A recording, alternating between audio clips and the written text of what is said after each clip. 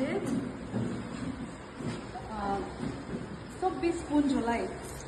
এইটোতো ডাঙৰ আছে বুলি এইটো বাৰু এটা ছোট টিস্পুন মহান কোৱাটো এইটো লা সাইজ আছে তো এইটো 4টা ঢালিব দে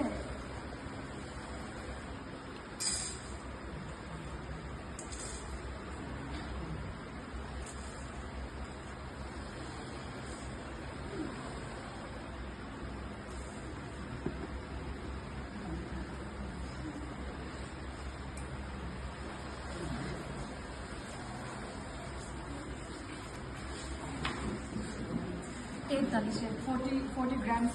चिली डालिसे और इधर लगते যদি আপনি সময়তে এইটো নাই কৰিলে এইটো সেম আপনি কত চিনি মেজারমেন্ট লৈছে আপনা লৈ আছে এইটোলা অলপ হাফ ভাবি বেশি নিমখ লব লাগে নিমখ লৈ কিনে এইটো পিছে আগে দিয়ে পড়া নিচিনা আগে দিয়ে পেকেট ORS করা নিচিনা 1 লিটার পানী ঢালিব আৰু চাফা পানী বইল নহ'লে ফ্ৰিজত আৰু ভালদৰে মিক্স কৰি কিনে পুৰা ডিজলভ কৰিব লাগে আৰু এইটো বি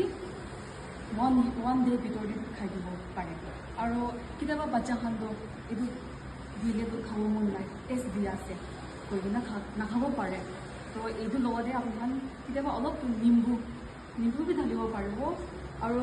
মহান ভাত বনাই ৰান্ধে স্পেচিয়েলি মহান কেতিয়াবা ডিগচি পৰা ভাত বনাই ৰান্ধে ভাত নাপাকে পানী মহান এইটো পানী ইউজ কৰে না এইটো বি দিব পাৰে এইটো লগতে অলপ লৈ ল'ব এইটো ভাত লা পানী মিক্স কৰি দিব আৰু আপোনাৰ হেৰি কলটো ৰাখি যাতে কেতিয়াবা কলটো বইল কৰি কিনে মেছ কৰি না এইটো লগতে খাই দিব পাৰে নহ'লে কোনোবা ভেজিটেবলছ আছে কেৰট নিচিনা নহ'লে ডাল এইটো বইল কৰি কিনে